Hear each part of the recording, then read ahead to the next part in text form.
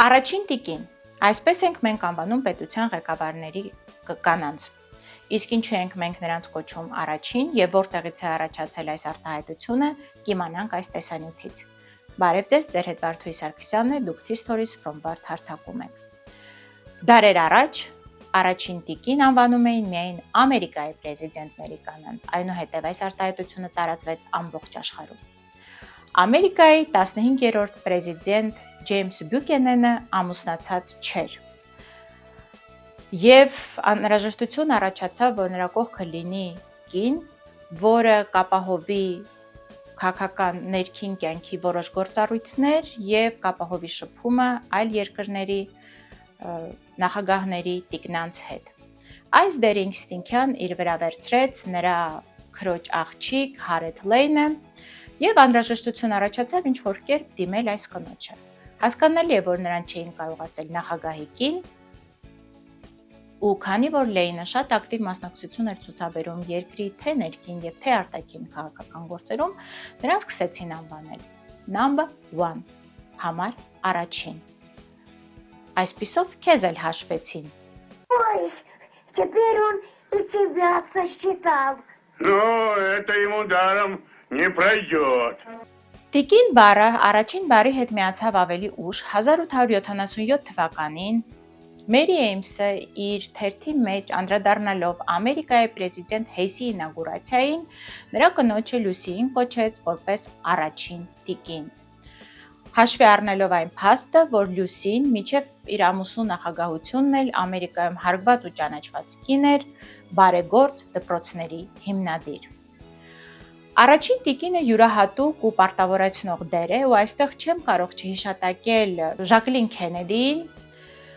որի մասին լոնդոնյան թերթում կա հիշատակում։ Ժակլին Քենեդին Ամերիկային տվեց մի բան, որ մինչ այդ նրան պակասում էր՝ փառապանծությունը։ Ժակլին Քենեդին կերպարափոխեց Սպիտակ տունը, մինչ այդ բոլոր սենյակները դատարկվում էին։ Ժակլին Քենեդին մասունք առ մասունք վերականգնեց Սպիտակ տան պատմական ինտերիերը, նրան տալով յուրահատուկ շքեղություն ու պատմություն։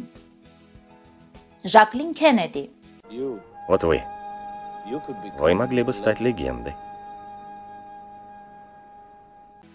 Նա տիրապետում էր 5 լեզուների, արվեստի մեծ սիրահար էր եւ նրա կազմակերպած բարձրաստիճան հանդիպումներում շատ հաճախ կարելի էր հանդիպել նկարիչների, գիտնականների, երաժիշտների։ Այստեղ ուզում եմ հիշատակել եւս մի կիրթ առաջին տիկնոջ, որի մասին ինձ թվում է շատ քիչ գիտենք, որի կյանքը ուսումնասիրել եմ մանրակրկիտ։ Նրա անունը Նինա Խրուշչովա է։ Նինա Խրուշչովան բացարձակ կիրթ կին էր, գիտեր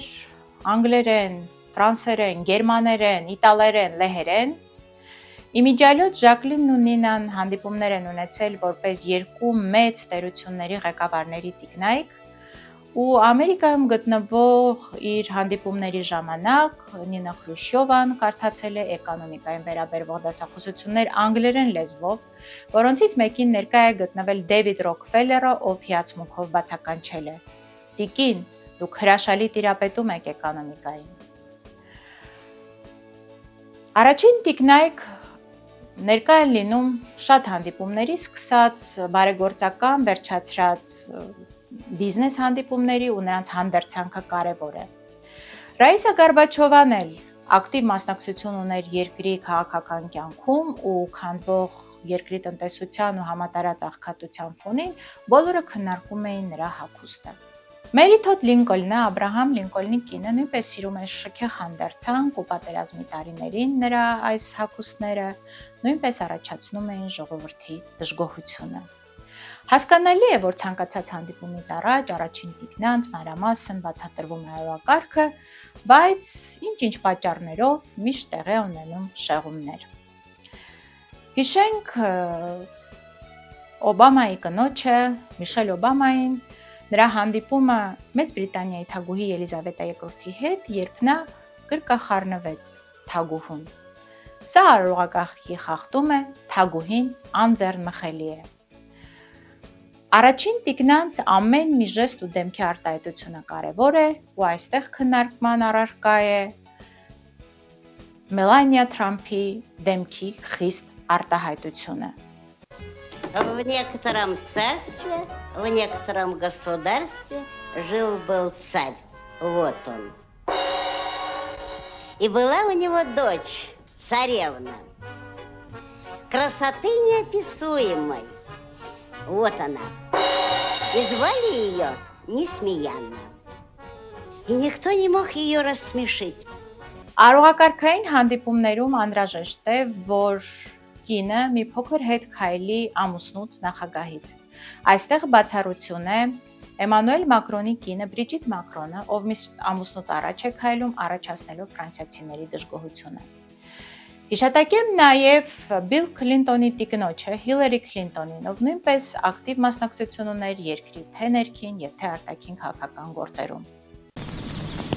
Գրեբեշկովա նսը Սայա Խստաբարոկ երևի բայց առաջավոր է Սա շրջանից շուտ է կողոչի Երբ 2008 թվականին դեմոկրատների կողմից առաջադրվեց Հիլարի Քլինտոնի թեկնածությունը որպես Ամերիկայի պրեզիդենտի, ոչ ոք չզարմացավ, շատերը աջակցեցին։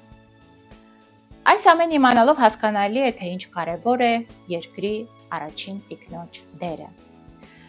Ու իմ կարծիքով հնարավոր չէ պատկերացնել այս կամ այն երկրի ղեկավարին, թե ինչ հաջողությունների նա կհասներ, եթե նրա կողքը չլիներ իր կինը, երկրի առաջին տիկինը։ Եթե ձեզ դուր են գալիս իմ հաղորդումները, իմ մեկնաբանությունները, խնդրում եմ մտեք Վարդուհի Սարգսյան էջ, սեղմեք բաժանորդագրվելու կոճակը, լայքեք։ Դա մեզ հնարավորություն կտա անդրադառնալ նոր թեմաների։ Ձեր հետ Վարդուհի Սարգսյանն էր, կհանդիպենք History from Վարդ հարթակում։